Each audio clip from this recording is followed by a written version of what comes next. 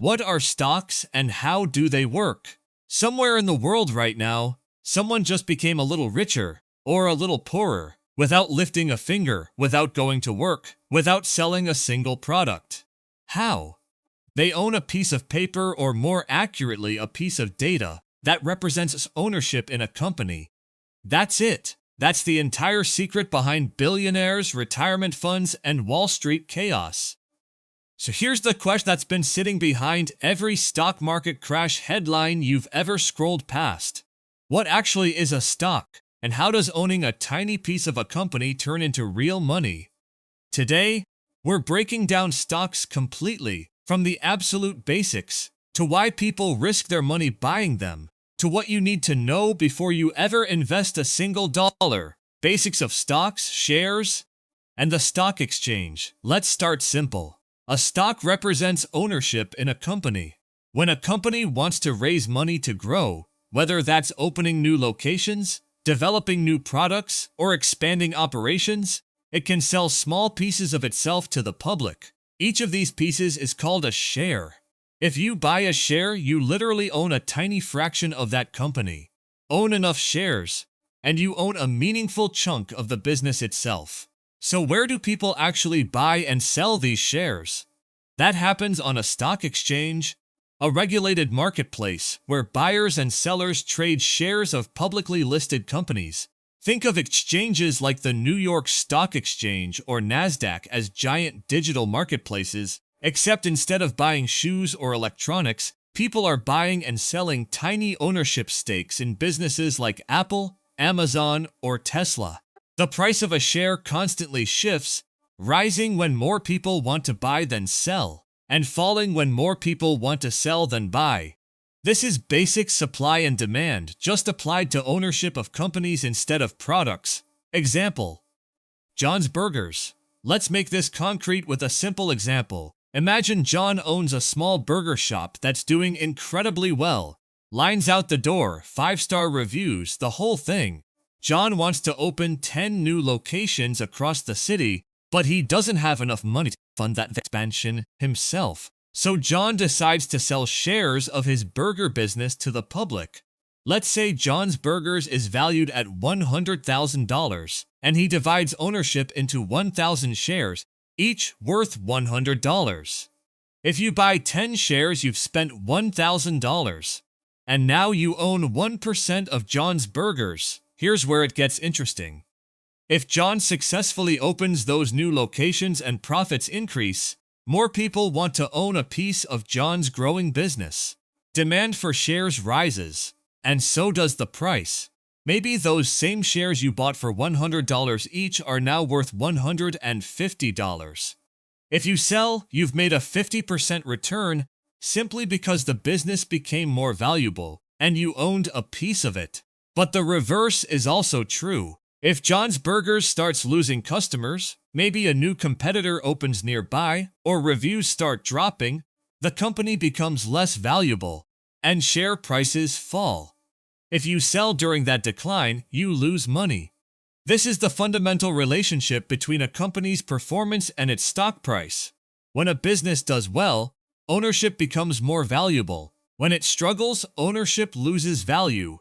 Why do people invest in stocks? If stocks can lose value, why do millions of people still invest in them?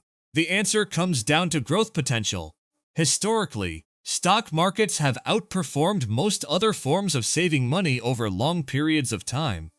Simply keeping cash in a savings account often barely keeps up with inflation, meaning your money's purchasing power stays flat or even shrinks. Stocks, on the other hand, allow your money to grow alongside successful businesses. There are generally two ways investors make money from stocks. The first is capital appreciation, buying a stock at a lower price and selling it later at a higher price, exactly like our John's Burgers example. The second is dividends. Some companies share their profits directly with shareholders on a regular basis, giving investors a steady stream of income simply for holding onto their shares. Beyond pure profit, investing in stocks also allows everyday people to become part owners of major companies they believe in. If you genuinely believe a company like Apple or Tesla will continue innovating and growing, buying stock allows you to financially benefit from that success rather than just watching from the sidelines as a customer. Stock market fluctuation and risk now. Here's the part that scares many beginners. The stock market moves constantly, sometimes wildly. Prices can rise or fall based on countless factors: company earnings reports, economic data, interest rate changes, political events, or even public sentiment and rumors. A single tweet, news headline, or unexpected announcement can send a stock price soaring or crashing within minutes.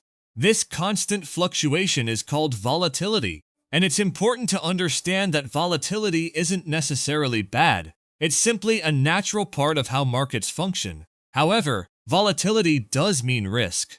Unlike a savings account, where your money grows steadily and predictably, stock investments can lose significant value, sometimes very quickly. Entire market crashes have wiped out massive portions of wealth in short periods of time throughout history. This is exactly why financial experts constantly emphasize one core principle: never invest money you can't afford to lose, and never expect guaranteed returns from stocks.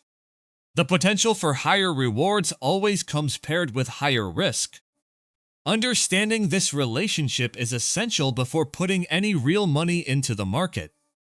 Advice for newbies: if you're new to investing and thinking about buying your first stock, here are a few essential principles to keep in mind. First, invest based on emotion or hype. Just because a stock is trending online, or everyone around you is talking about it, doesn't mean it's automatically a good investment. Do your own research into a company's financial health, business model, and long-term potential before buying. Second, diversify your investments rather than putting all your money into a single stock. Spreading investments across multiple companies or industries reduces risk, because if one company performs poorly, it won't devastate your entire portfolio. Third, think long-term rather than trying to time the market perfectly. Many successful investors build wealth slowly over years, or even decades, rather than chasing quick, risky short-term gains. Historically, markets tend to recover and grow over long periods, even after significant downturns. Finally, only invest money you genuinely don't need in the short term.